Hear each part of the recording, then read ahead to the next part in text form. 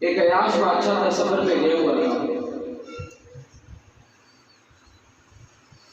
تو اس کی خادمہ نے سوچا کہ بادشاہ سلامت سفر پہ واپس آئے گا سفر سے، تو اس کا کمرہ ٹھیک کرنا، تو وہ اس کے کمرے میں گئی، اس کے کمرے کی صفائی وغیرہ کی۔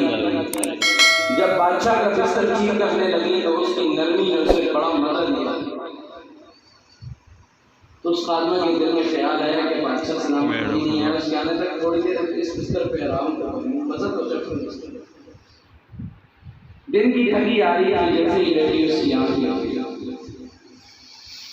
اچانک بادشاہ سلامت کمرے میں داخل ہوا، دیکھتا کیا ہے کہ بادشاہ کا بستر اور خادمہ لیٹی ہوئی، غصے سے آگ بگولا ہو گیا، آتے ہی اسے مارنا شروع کر دیا، چابک رسید کیے، وہ گھبرا کر اٹھی، تھوڑی دیر روئی، پھر خاموش ہوئی اور پھر مسکرا گیا۔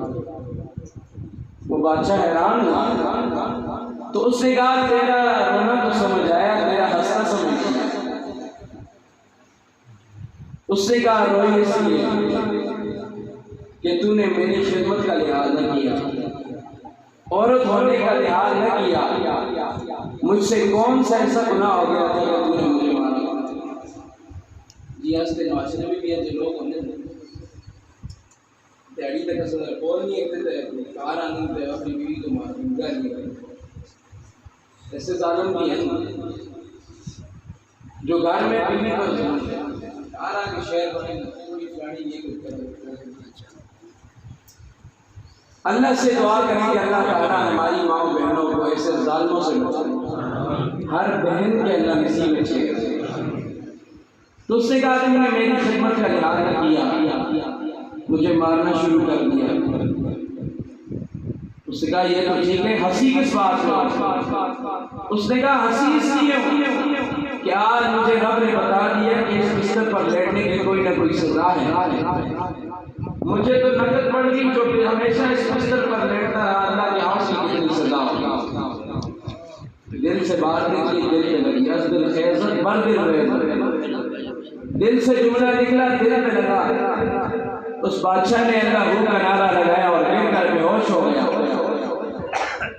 جب ہوش میں آیا اپنے عمراء وزراء کو بلایا، تم جانو بادشاہ جانے، سب کچھ چھوڑ چھاڑ کے اللہ کی عبادت میں مشغول ہو گیا۔ میرے بھائیوں دوستوں بزرگوں، پہلے تو ایک عیاش بادشاہ تھا، لیکن بعد میں اللہ کا ولی کامل بن گیا۔ آج ہم اسے سلطان ابراہیم بلخی رحمۃ اللہ علیہ کے نام سے یاد کرتے ہیں، کہتے ہیں سبحان اللہ۔